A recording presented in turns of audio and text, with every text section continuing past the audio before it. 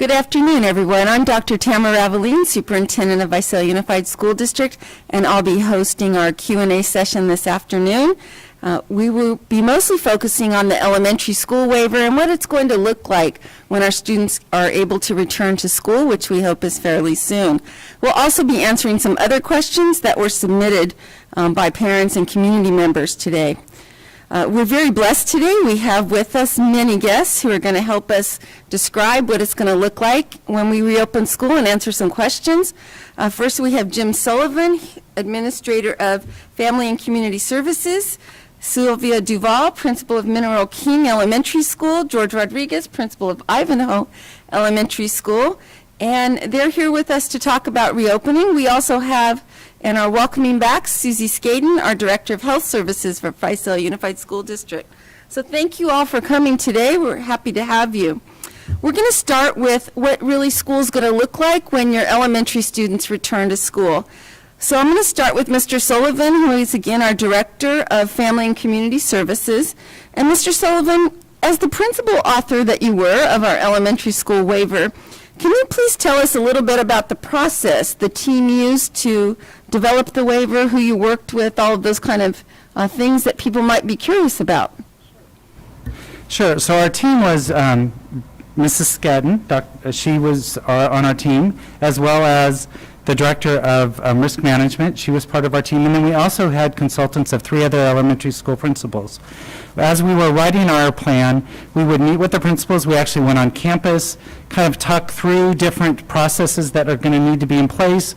So we helped, when we wrote our plan, it was feasible for elementary principals and teachers to implement. And then we also had to work with our county, and the county would give us feedback as we went through the process on becoming more specific in writing our plan. So for example, we had to write specifically which room was going to be the room for if students became sick, and different processes and how they're going to enter and leave. When you worked with the 3 principals, how did you decide which 3 principals to work with? I get that question frequently. So we chose principals based on the size of the school. We chose principals, we had different principals had different makeups. Their sites were built differently at different times. So that way the principals could see us, okay, so in this configuration of our schools, these gates would be open. In this other configuration, these gates would be open. So that way we had a different perspective of different size sites and different plant. So different buildings, layouts, yes. Basically. So let's start with the main campus, since you talked about buildings. And I know that our principals who are here are going to help us to understand more of what things will look like. But let's start with the main campus. If I'm a parent and I'm walking my child to school, or my child's coming on the bus, or I'm dropping them off, what would I expect to see? What would it look like? So it's going to look a little different. Sites will have different gates depending on the grade levels. Sites will have signs up of how they will stand, where they will, how they will come in, where students will be picked up. We're ensuring social distancing, so even when you look into the campus, you're going to see signs on how kids will walk through campus. And Mr. Rodriguez, he's here to explain to us how he is actually prepared. He's got some slides for us on how he prepared Ivanhoe School for this, for parents to be able to see what Ivanhoe School will look like. Oh, excellent. So Mr. Rodriguez, I see we've got some slides up on the screen ready to go. Can you share those with us, please? Yes, thank you, Tamara. Thank you, Jim. First and foremost, special thanks to the other VUSD principals. This has been a collaborative team effort for us to work together, and PLC in many ways. So we share a lot of this information, so a lot of us are doing this together. Welcome to Ivanhoe. If you would, please, click on the logo. We could show a map. Each of the schools was required to produce a map here that would indicate entrance and exits for each of the grade levels to limit interaction between the students. So at Ivanhoe Elementary School, we have 4 separate gates, and we wanted to keep in mind the safety of all students and ensure that they were entering and exiting through gates that would be safe. Know this, that many schools have many gates and many entrances that they could be used, but we wanted to keep them away from cars, keep them away from huge traffic areas. So working together with our custodians and with teachers and with classified staff, we were able to formulate 4 gates. So we have a main gate at the entryway there at the front for K1. We have a separate gate for 2, 3. a separate gate for 4-5, and a separate gate for 6th grade. If you would go to the next slide for me, Chuck, please. Thank you. As students enter onto the campus off of the bus, they will be greeted by me or my assistant principal with hand sanitizer and a mask in case they don't have one. We want to ensure, again, the safety and the medical situation of all students. So they will be greeted there. This is a picture of our front gate as they enter on. And then a sample of one of the entrances here with hand sanitizer as well. So as they come onto campus, we understand that they've done the self-check at home, but we want to ensure an added layer of safety for all of the employees, that they will have clean hands as well too. There's another sample of a gate for 2nd and 3rd. There's our K1. And of course, we have all the required postings that are in windows, so as students walk by, they will see these, and it serves as a general reminder of what to do, what not to do, how far away to stand from people. And we have the postings that are located there as well on the cement, and that dictate traffic areas for all the students. And different additional information. Restrooms will be cleaned every 2 hours by the custodian.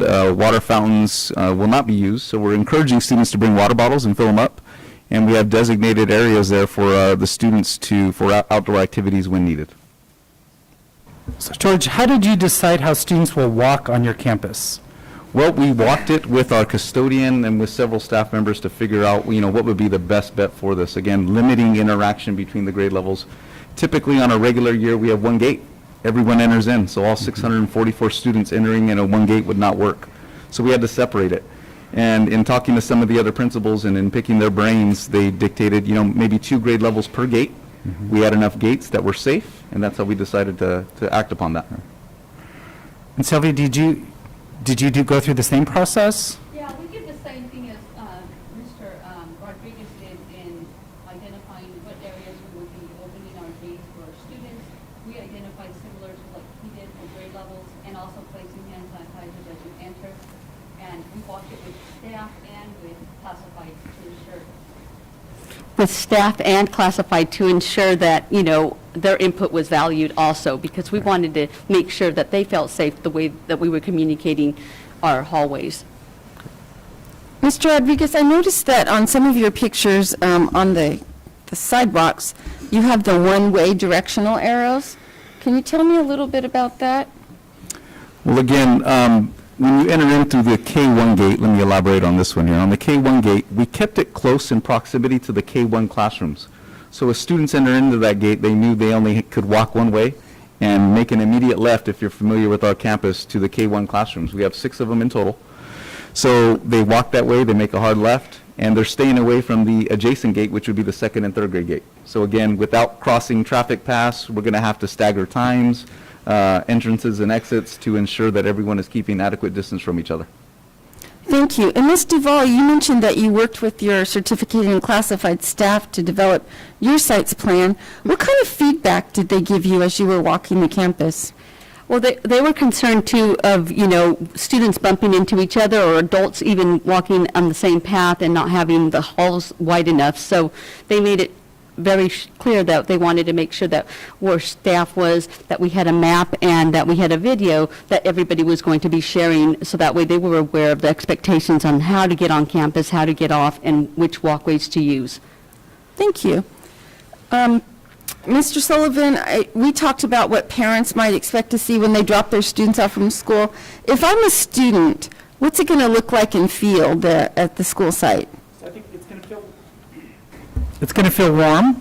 Like Mr. Rodriguez said, staff will be on campus walking kids to class. Students will have masks on.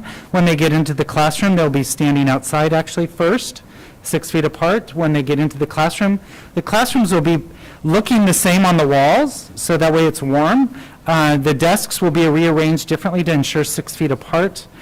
Students will have opportunities during the day to take a break outside. Recess will look much different. The playground structures will be closed, but students will be able to walk around, maybe take some laps, doing different things to keep their energy level up. So they'll be doing different things like that, as well as If they need to use the restroom, the staff will be there to make sure that there's only one student in the restroom at a time. Mrs. Duvall has a great video for us that's going to kind of explain what a typical classroom will look like in our district. Okay, so we should show that now? Yes, Well, please. thank you. Thank you, Mr. Sullivan. I keep forgetting it's off. Thank you. Yes, we will have hallways monitored with adults and staff in the restroom, and if you can go ahead and play it, Chuck, and stay tuned to this video. I'm sure you'll enjoy the ending.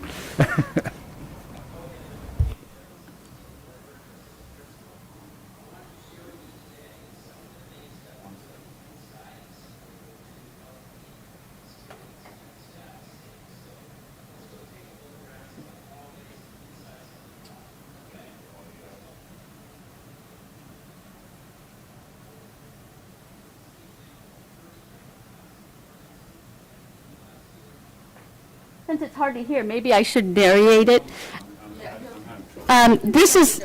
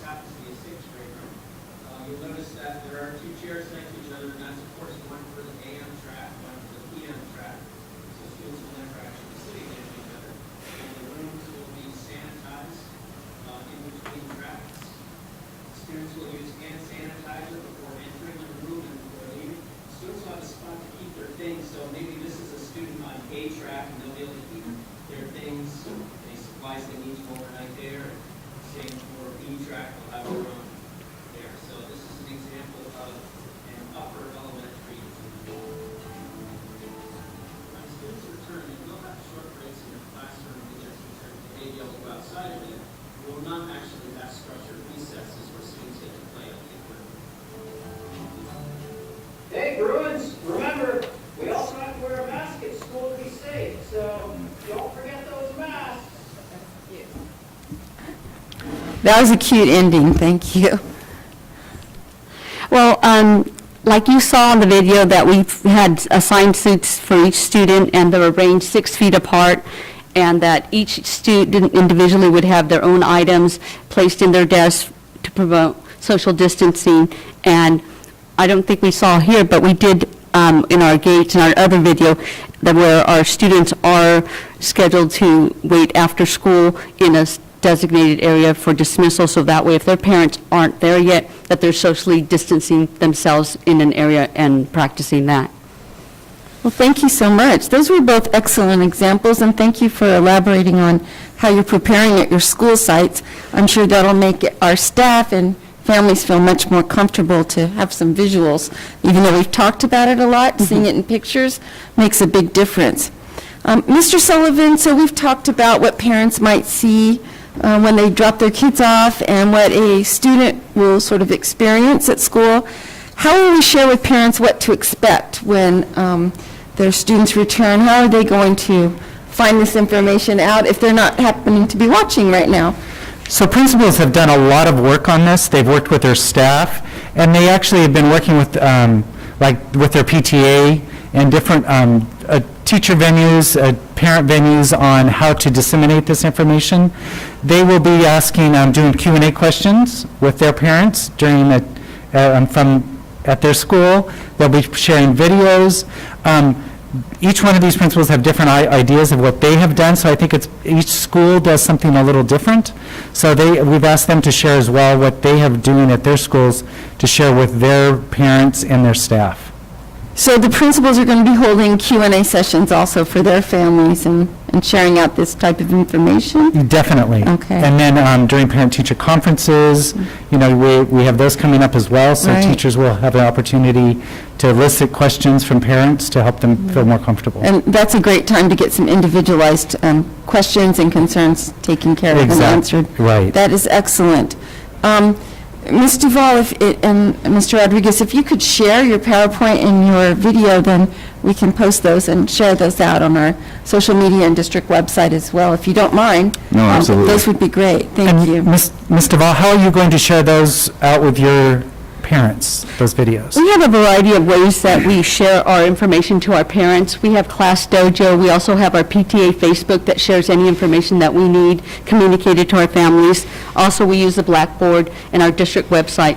So our videos will be on there, as well as we're also mailing home our map of our school to make sure that the parents are aware of where their child is supposed to be dropped off and picked up on the first day of school, as well as the expectations. We all made a brochure, I believe most of the schools have made a brochure as to what to expect when they come on campus and how to keep everyone, safe and socially distanced.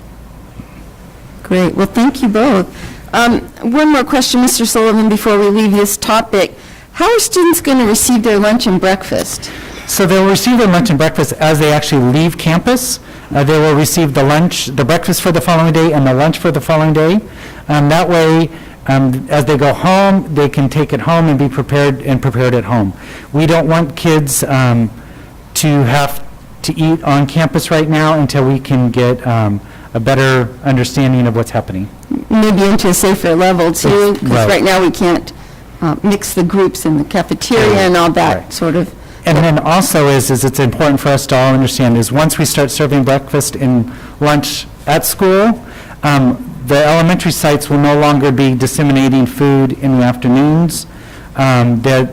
The middle school and high schools will continue that. So once our elementary students come back to school, hopefully November 30th, if the waiver gets approved by the state and everything's on time, then the Thursday afternoons and evening pickups will only occur at middle schools and high schools, but elementaries it won't, because the students will be receiving meals at the school site. Yes. Did I explain that correctly? Exactly. And so when they're there, if I'm a morning student and I go to school in the AM, at the end of the day, I'll get my lunch and then breakfast for the next morning. Yes. And then if I'm an afternoon Yes. student, I'm going to take home breakfast and lunch For the following to day. eat before I get to school. Okay. A lot of changes that we're going through. Yes. For sure. Well, thank you all. We have some more questions here that were submitted to us, but that was excellent. So thank you for your help in explaining that. One of them is the questions that we received this week is returning to school.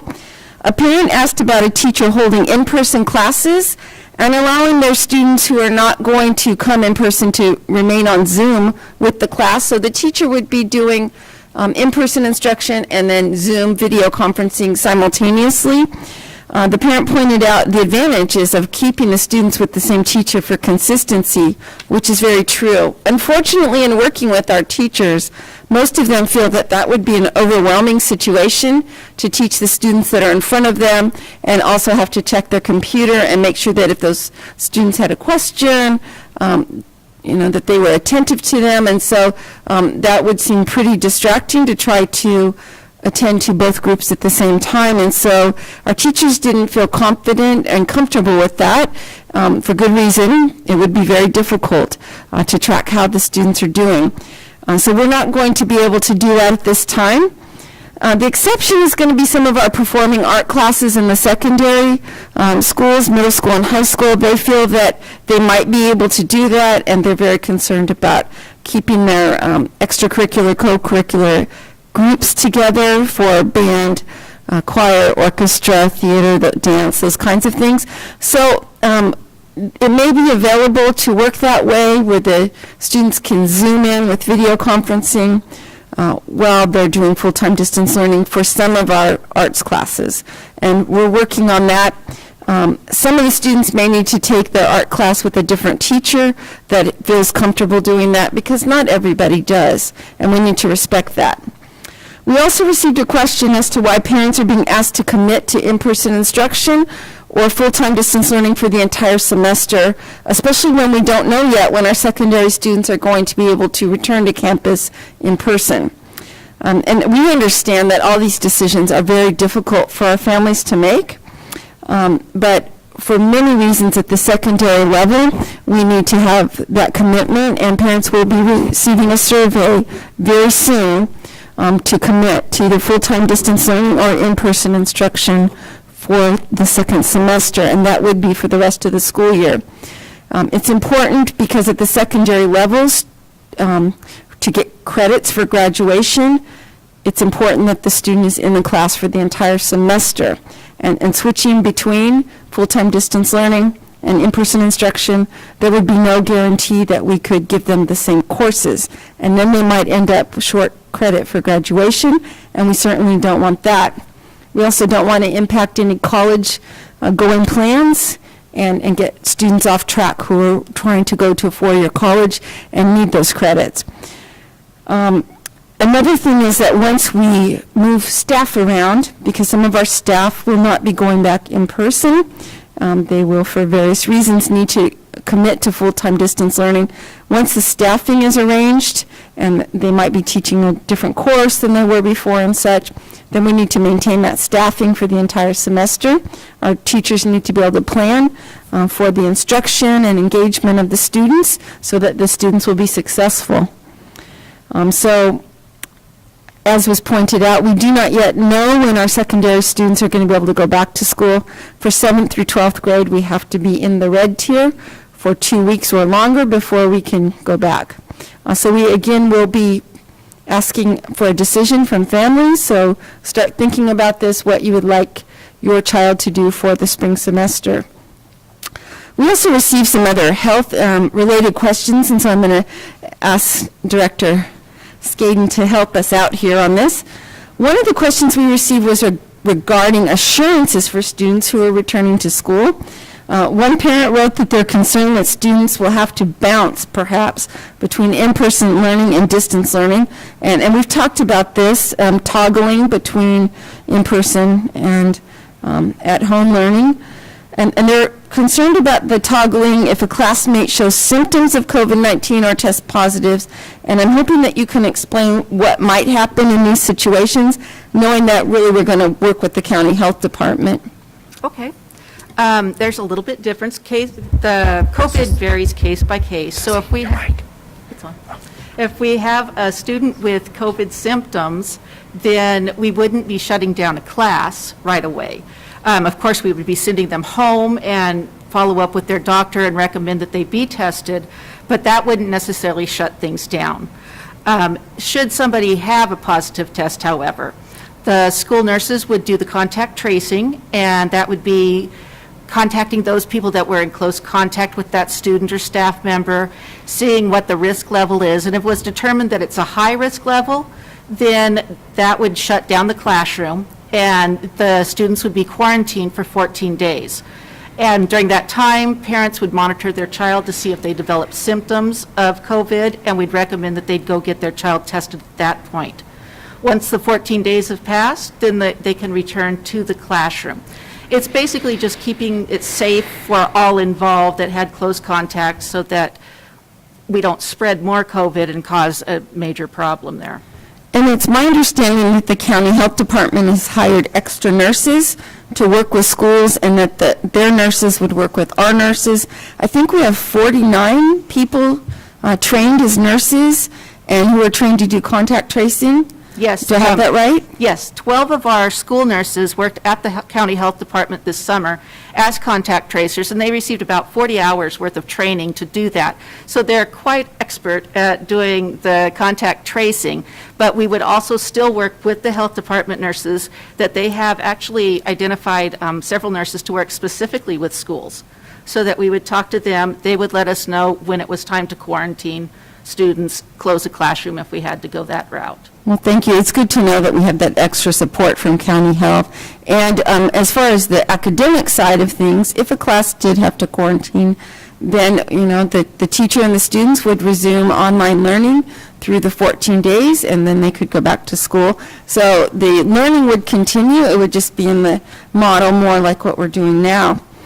We also received another health-related question I'm hoping that you can help me with, and it has to do with medical notes for absences.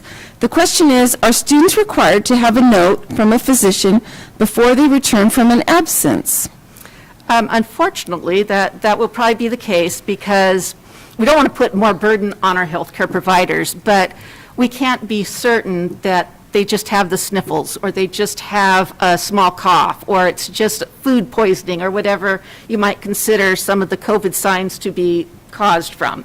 So we have to be extremely cautious, and we will be asking that parents take their children to the doctor, get a medical note for them to return to school.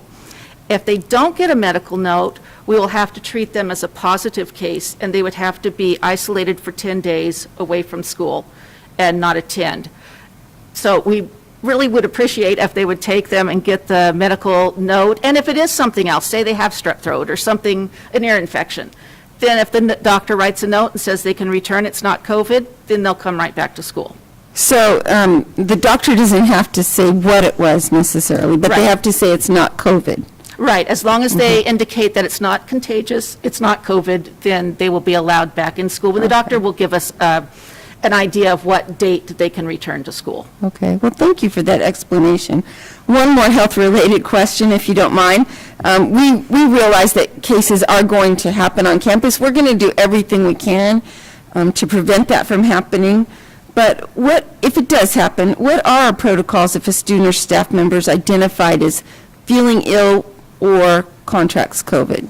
Okay, as our principals mentioned, they have isolation rooms or sick rooms identified at every school site.